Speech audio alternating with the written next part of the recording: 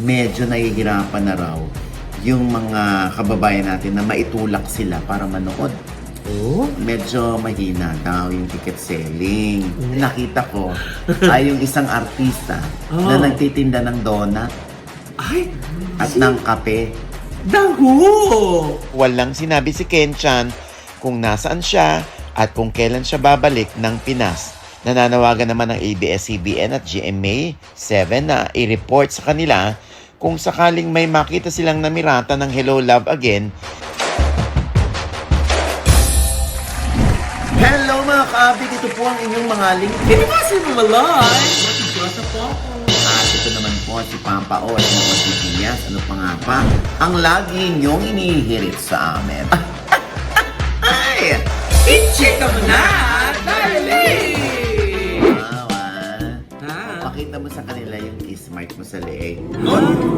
Hindi yung ganyan tinatakpan mo ng etos-etos ka na ang lakas mo makalila de lima. Ha? Tito, wish ko lang may humali. Wow, mga wish-wish na yan. Namumuhunan ka nga.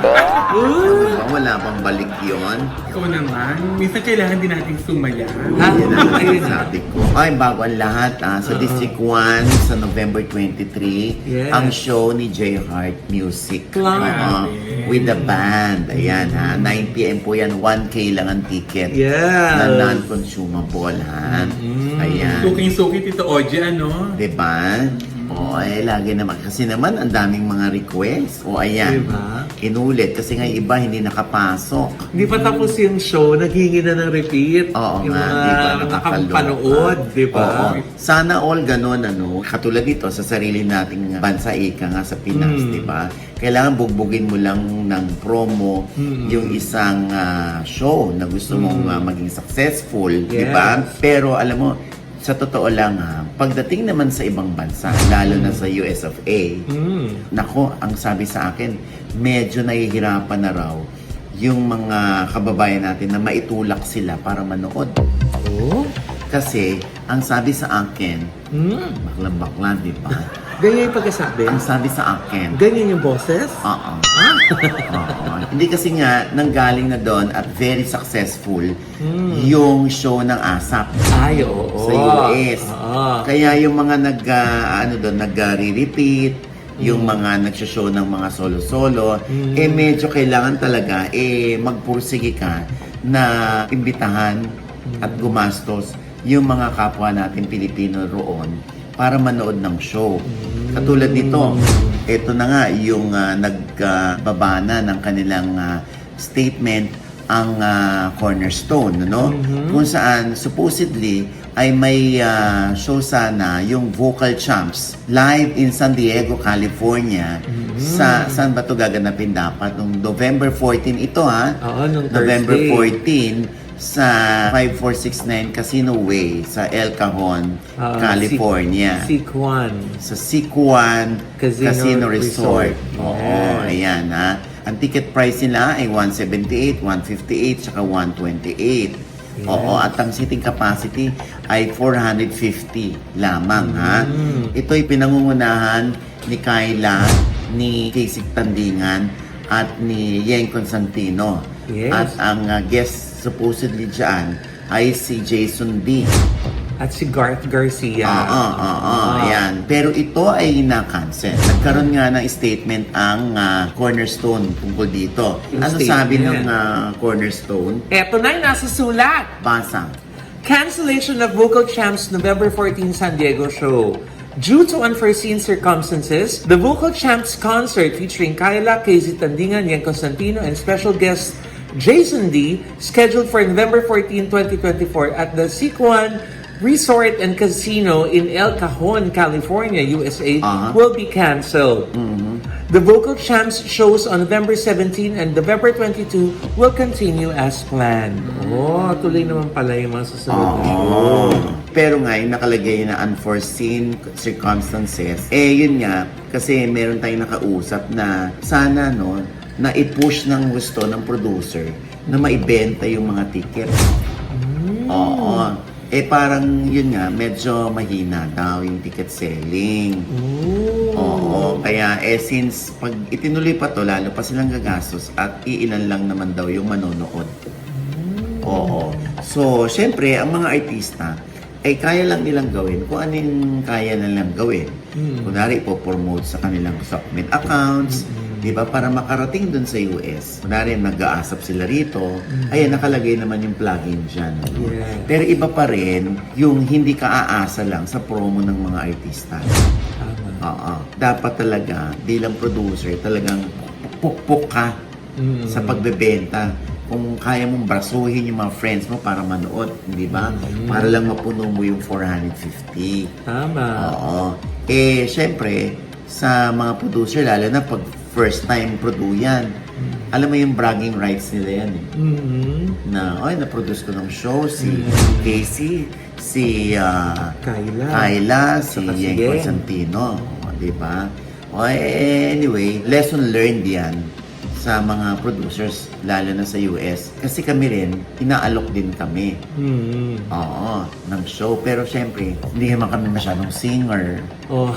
Mga talakitok lang kami. Talak Kami lang. with our heart. Nag-stand-up comedy lang kami. Malay mo yan yung hinahanap nila ngayon. Oo, di ba? Ngayon, comment below yung gusto kaming makita sa US. Yes! Para matuloy. Tsaka kung taga saan kayo sa US. Yes. Oo. Para makita ng mga producers. Oo, diba? Oo. May hirap sa mga panahon ngayon talaga daw. Doon sa US, mag-show. Kasi daw, di ba may nagkwento sa atin na yung producer na parang sunod-sunod daw kasi nga. Sunod-sunod daw yung Minsan yung sabay-sabay. Hindi, sunod-sunod yung date. Minsan pa, nagsasabay pa sa isang date. Oo, parang nag-overlapping. may iba na hindi nakakapagbigayan ng date. Kasi nga, parang ilaban na lang natin. Same date. Minsan, dalawa, magkaiba naman ang tatlo. audience nila. Oo. Ganon. Ang ending tuloy, ayun, nagsasuffer yung isa, yung dalawa, lalo na't magkakasabay o magkakasunod ng petsa. Alam mo, even si Star Media, ni Miss Ana Puno, nakaka-experience din ng ganyan. Oo, nagkakaroon din siya ng problema sa mga co-producers niya. So, alam mo yon, hindi naman din nalalayo yung pangyayaring ganyan sa iba. Yes. Oo. Importante lang talaga, malayo pa yung date, binibenta na. Para makasiguro ng number of audience. Tama. Oo, di ba? So ano na Tito Oji? Flop nga o mahinang ticket selling? Hindi ko alam kung ano yung unforeseen circumstances, pero it's a lesson learned doon sa producers na next time talaga, kailangan tutok kayo kasi syempre yung mga artista, they can only do so much. Ika nga, Yes. pagdating sa promo. Iba pa rin pag galing sa inyo yung paraan ng pagbebenta ng tickets. Tama. At saka Tito Oji, maidagdag ko, dahil marami naman tayong mga taga-US na nanonood sa atin. May comment na lang din, ano yung reason bakit hindi sila nakakapanood ng mga show ng mga Oo Pinoy? Oo nga. Sige, i-comment below ninyo. Ano ba yung hinahanap nyo sa isang show? Oo. Or bakit hindi nabibigyan ng panahon ng mga kababayan natin na panoorin minsan lang itong mga ganitong napakahuhusay pa namang singers? Yes. Oo. Yung favorite ko yan. Oo nga, Diyos ko. Kaya naman po, ayan, supportahan naman natin yan. Oo. Ngayong November 17. Oo, Diba? meron sila November 17. Yes. Yun ang tuloy. November 17 and 22. saan naman to? Ayan, yung November 17 po sa Grayton Resort Casino. Ayan. For tickets, visit graytonresortcasino.com.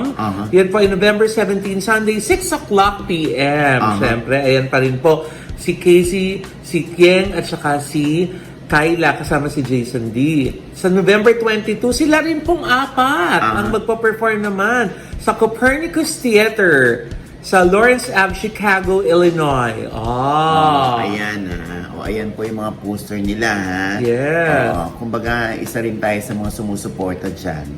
Dahil mababait ang mga talents ng Cornerstone. At napakahuhusay. Yes. Sigurado pong sulit ang entertainment na Correct. matatamo ninyo sa ticket na ibabayad nyo. Correct. Sa apat na mga mahuhusay world-class performers natin. Correct. Diba? Yan na, bugbugin natin ang promo. Kailangan importante maaga yung promo. Makikita mo nga naman sila nanay, oh. Hindi pa nga nagsushooting, nagpo-promote na tayo. Ngayon, nakapag-shooting day na. Oo, yung How to Get Away from My Toxic Family. Oh. Yun ang title ng pelikula Oo. na produced by OGD Ay! Productions. Di ba na talaga?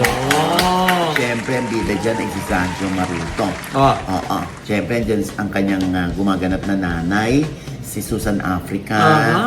Oo. Ang tatay? Ang tatay, si Noni Bencamino. Ang brother, Si Richard Kwan. ang sister, Si Sherry Lara. Oh. Tapos si Kina Pineda, ang bunsong kapatid. Oh. Ang gumanap na pamangkin ni Zanjo at anak ni Richard Kwan ay si Johara Asayo. taray, kompleto pamilya, mother, father, brother, sister. How do you Oo. brush your teeth? Siyempre, ang gaganap naman na girlfriend dyan ni Sancho ay si Kim Rodriguez. Oh. Oo, yan ha. So tayo na yung mga chismasang kapitbahay. Oo. Ay, nay! Meron tayong participation dyan, Loy. Oh. Oo. Kaya lang mapapanood lang tayo sa TV, nanonood silang TV. Ay, talaga? Oo. Ay, kala ko makaka-eksena natin si Sanjo. Oo. Yan, ikala ko may kissing-sing kami. Hindi, huhugot lang sila sa mga sinasabi natin. Ganon. Diba? Diba? Very significant yung ating presensya doon. Ang ganda ng title na pero ngayon pa lang, meron ng mga nagtatanong, bakit parang ang nega daw nung title? Parang gusto mo umalis ka sa pamilya mo. Hindi, di ba? Ang dalas-dalas na ang toxic ng family ko. Oh. Kaya yan, magkakaroon sila ng idea at makaka-relate sila. Bawat character na yan, naku, ako yan. Naku, ganyan-ganyan ang nanay ko. Ganon. Magtututuro ka doon, duduruin mo yung screen. Ay. Kasi nakaka-relate ka. Oo, ay, apakaganda nito. Promise. Kaya ito ay may playdate na ng January 22. Ay, wow, Oo. pressure! Oo, exclusive sa SM. Ang taray, exclusive lang sa SM. Oo. Wow. Eh, lahat naman may SM, di ba? Tama. Lahat naman ng lugar dito may SM. Ilan ba SM? Tama. Nakikipaglaban na nga yung SM dun sa 7-Eleven. Yun. kada tatlong kanto may SM. Eh, kaya nga sabi, di ba sinasabi nga, we've got SM, we've got it all. Yes! Oh, you! Di ba? Sa SM. Nakakalo. You carry on. Di ba? O anyway, ayan, sana supportahan nyo. Yes! Na-excite na kami na sa kwento kung bakit niya gusto umalis sa kanyang toxic na family. Huwag mo sasabihin. Bakit nga? Tinatanong nga eh. Wag Doon na. namin malalaman pag Oo. pinanood namin. Oo. Di ba? Na-inspire kasi ko dun sa How to Make Millions Before Grandma Dies. Na-curious sila, Oh. ang mga tao. Ha? Oh, kaya ito, ay sabi ko, ito ang ganda ng kwento rin ito. Promise. Very Yan. Pinoy flavor. Directed by Lau Fajardo. Wow. Tsaka parang napapanahon ngayon, Tito Ogie, na yung mga bata ngayon, parang konting advice na ng mga magulang, parang toxic na sa kanila. Ay, naku. Ay, ayoko lang magsalita. Basta, ha? O anyway, eto na. Oy! Oo. Eh di nagpapakulkul ako ng kuko dun sa taas, sa nail Cocktails. Oo, Yes, nakatabi nail ng halos cocktails. ng Headway Vera Salon. Oo. Pagbaba ko doon, aba, may nakita ako. Ano nakita mo? Ano nakita niyo? Ingron? Ingron. Ingron. Ano ba dapat ingron? Ingron. Diba? Ingron. Ano? Ingron. Wait lang. Wala akong nakitang ingron doon. Oo, kundi ang nakita ko ay yung isang artista na nagtitinda ng donut at ng kape. Daho!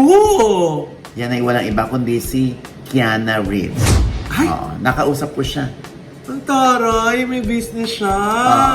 O eto. Anong feeling na may negosyo? Siyempre masaya, may iba pa naman akong pero ito kasi ito talaga yung parang nabigyan ng highlights, di ba? Kasi nung opening namin, marami kami mga kaibigan din ng mga artista na sumusuporta sa amin. With my partner si Art Halili, si Direct Art Halili, ayan. Oo. Ano to? Anong kakaiba nitong donut mo sa ibang donut?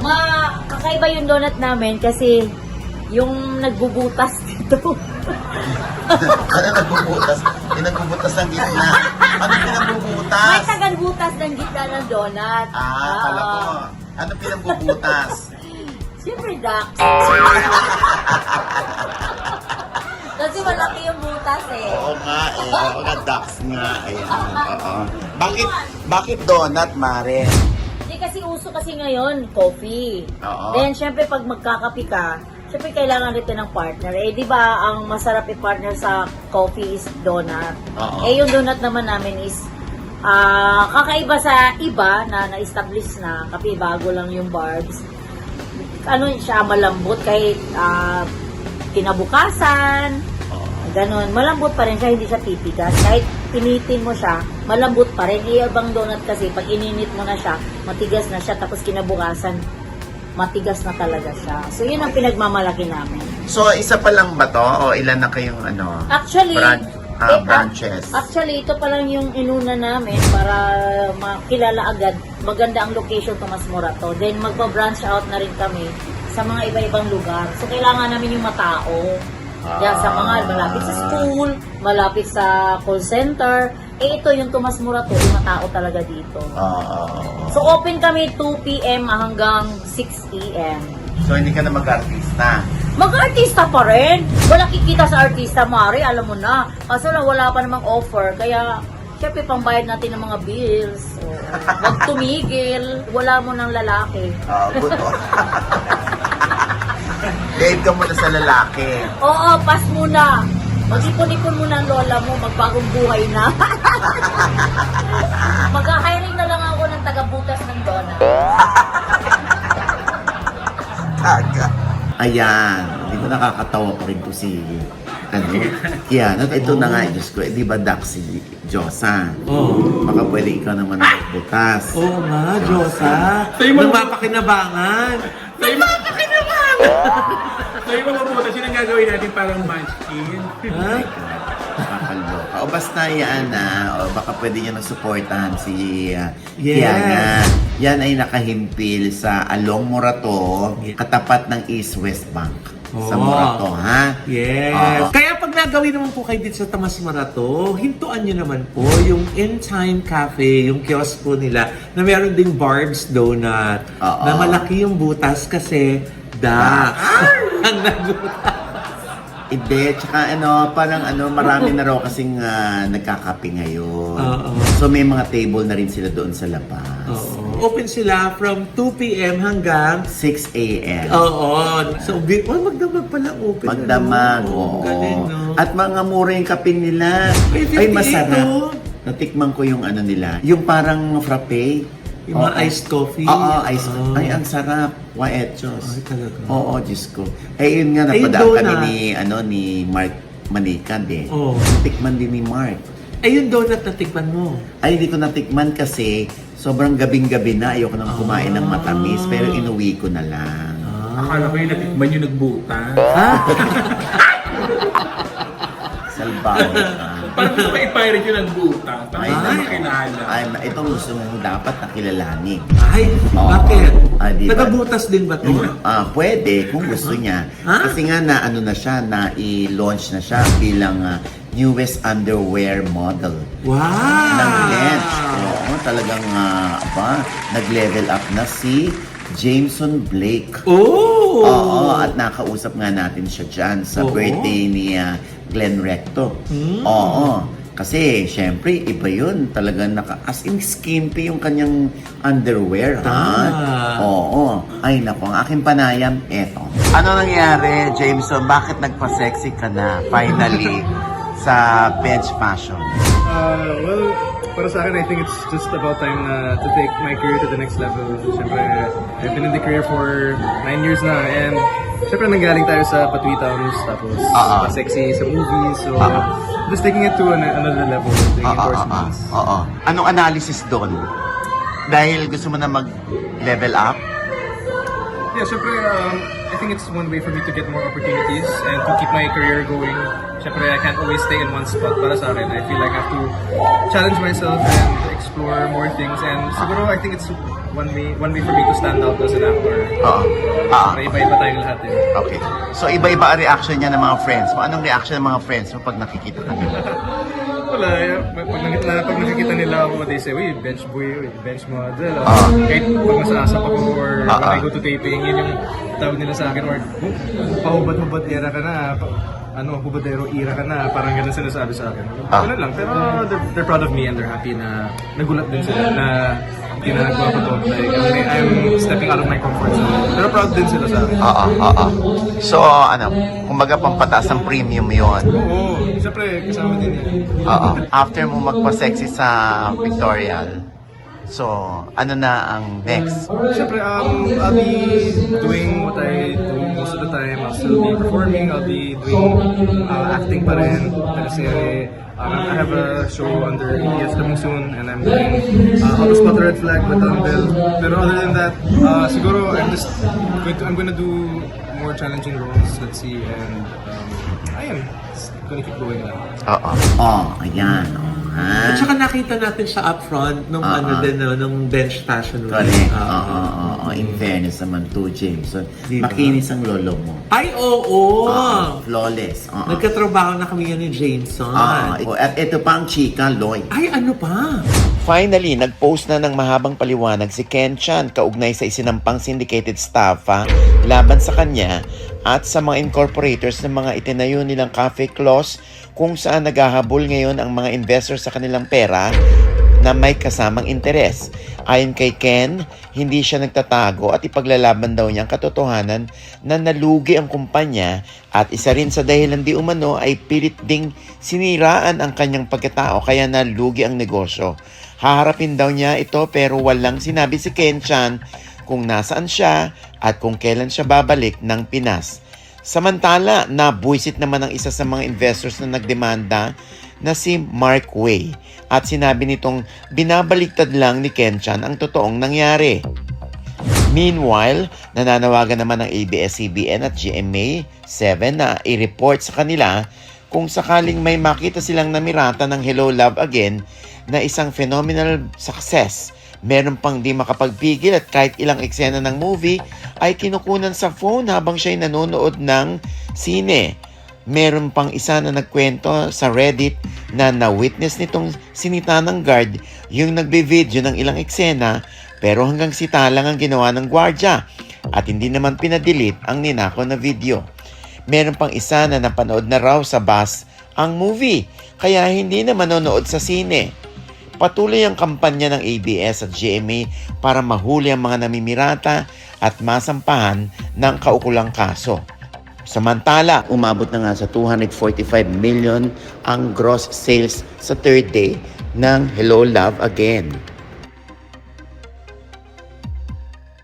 With that, mga kaibigan, ito po ang inyong mga link. Ito po si Mama Loy, mga nanonood po sa atin na hindi pa namin subscriber. Please subscribe now na. Click nyo lang yung subscribe button na nandiyan sa ibaba. Siyempre pa ang kanya-kanya naming channel. Yes! Sana po manood ka at mag-subscribe sa aking channel. That's Mama Loy, M-A-M-A-L-O-I. Nakonsunod po natin vlog dyan yung aking pong birthday celebration. At nice po natin magpasalamat sa nice print photo and video ni Miss Charisse Tino. Ayan, nag-pre-event pictorial ako kahapon ay with nice print. And of course, I'd like to thank Rao Uson. Hey, Rao. Yes, Ryan Ablasa Uson. Ayan, ako yung mga gusto magpatahi ng gown, ng formal wear, na Yes! ang husay niyan si Rao Uson. Yes! Oo. At kung gusto mo naman, mga classic naman na yung mga designs, kay Tito Edward Teng naman Oo, sila oo. pupunta, Oo. di ba? Tatlo lang yan, si Rao Yes. Uson, Yes! si Michael Leyva, Oh, Michael Leyva! si Edward Teng. Edward Teng. Yeah. Oo. Menswear naman. Oo. Oo, bongga din yan si Jovan de la Cruz. Yes! Oo, di ba? Thank you so much! Ayan. At syempre pa, Josan, At syempre po, maraming salamat sa Ideal Vision, kay Dr. JC Solis ng Gorgeous Smile, at saka sa Headway Berry Salon, at sa Deluxe Spa. Naku. Yes. At syempre pa, ang aking pong panayam pa rin kay Lino Cayetano. Yes. Oo, na siyang tatakbong First District Congressman sa Taguig Pateros. Yes. Ayan ako. Isang tunay na kaibigan. Yeah. Diba? Ako na nagsasabi. Diba? At tapat na lingkod ba? Naman. Yeah.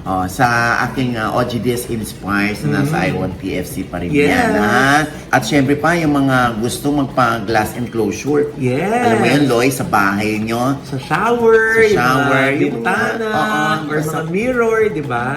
Yes. Ito, subukan ninyo ang ADR Glass, Aluminum, and Steelworks. Yes. Oo, nako. Yan yung gumawa sa amin sa Airbnb. Yes, Oo. at sa rest house niya sa Tagaytay Night. Oo. Lahat ng mga glass enclosures, ng mga shower glass enclosures nila, dito po natin yan in-avail, di ba? Saka yung kanilang mga glass furnitures naman dun sa tahanan at iba pa. Visit niyo po yung kanilang mga Instagram accounts po. Correct. Yan. Bongga dyan, ha? Yeah. At syempre pang ND Skin Beauty and Wellness para sa inyong kuris. Yes, sa inyong drip. Yes. Para kayo nagpa-stem cell din pag nagpa-drip kayo doon. Di ba? Tapos, syempre, ayan. Oh! Pak! Walang foundation. Di ba? Oh, tsaka may kanto. May taga na ganun yung Di ba? Di ba? At syempre pa, pag gusto niyo naman ng bigas, ako, Coco Pandan. Yan ang totoong Nami-miss bigas. na namin na. Ayan na nga, padadala na sa atin. Ayan, papadala na sa atin yung Coco Pandan. Yes. Yung amoy pa lang, amoy pandan. Pag niluto pa lalo, ay Diyos ko, pag na bagong saing, Diyos ko, talagang humahalimuyak yung pandan. Yes. Basta ang original, yung XTN/mutya. Ayan. Yun ang titingnan nyo sa sako, okay? Yeah. At patingin din natin na yung ating lawyer, Attorney Reggie Tongo. See you soon. Hi, attorney. Alam mo na, attorney. Yeah. At ito, ang dami nagtatanong sa akin, saan daw mabibili yung Bida dishwashing liquid? Ang dami nagtatanong. Paano hindi mo sinasagot? Hindi ko pa alam kasi nga bigay pala sa ni Coco Martin. Nagpa-sample pa lamang. Sa online niya. Online. Online. Manood sila ng TikTok. Tapos andun yung kay Coco Martin, andun ng mga announcement. Pwede ka rin maging reseller niyan. Diyos ko. Talagang kaya pala yung kinreate ni Coco dahil gusto niyang makatulong sa mas marami. So hindi siya maging available sa mga groceries, Nay? For now, hindi muna talaga kasi gusto ni Coco lahat parang personal talaga na talaga ipapadeliver sa kanila. Wow! Ang malaki rin ang kikitain pala rito. Talaga? Diyos ko, napanood ko yung kanilang TikTok live Diyos ko. Taray. 6 pesos lang yung kada sachet. Wow! Ayan, ako, i-try nyo yan. Hindi naman nakakayang i-promote. Di ba? May Tama naisip na naman. ako. Ito, Orchie. Ano naisip mo? Ito talaga, wala pa nagtitinda sa mga grocery. Ako na lang ang magre-reseller talaga. Di ba? May kabuhayan na ako. Di ba? Why Para not? ipag-buhay ka din. Yeah. Naku, makakalibre na naman ng dishwashing liquid ng mga boys. Hindi lang fast food. Naku, hindi ka na padadala ni Romer Gutierrez Sasso ng Oo. RCC Staffing Solution ng ganyan. Ha? Kasi may hanap buhay ka na pala, hindi ka na pasasalubungan. Pag-ipunan na lang yan ni Diyosa sa Di akin. ba? Ay, ganun pala. Maliit lang naman yung kita sa mga ganyan. Nilalang lang mo maliit, sa Oo, nagsisimula ma. ang malaki. Ay, sa maliit. Diba? Imagine Tama yun. na. At muli, ito po ang inyong lingkod, Papa Osin OG Diaz na lagi nagsasabi at nagpapaalala sa inyo na sa tuwing gigising po tayo tuwing umaga, huwag na huwag po tayong makakalimot na magpasalamat sa Panginoon dahil tayo kanyang ginising. Ibig sabihin, may mission pa rin po tayo sa buhay. Sabay sabing, every gising is a blessing! At ano pa nga bang lagi ninyong inihirit sa akin? Chika mo na! Dali! Talaga naman, ang sarap Tito Oji maghugas ng pinggan. Gamit Lalo na- na Pagbida ang gamit. Yeah. Lalo na kapag ang kasosyo mo o yung kasama mo sa pinggan na yon ay ang bebe boy mo. Yeah. Diba? Parang dahil nga na Pasko na, nagsisimula na maghugas si Diyosa dun sa puto bumbong. Ayun. Ay, mabango, super bango. Magugustuhan nila yan. Naku, pero yung issue ng puto bumbong, napasikat mo na napasa kamay ng iba Sila pa rin ba? Tama, naghihugasan ko na ang issue na yan, wala na yan. Sila pa rin ba, Diyos, Kung makapagtama ka na dyan, parang kang babae. Makapagtama na parang naging sila!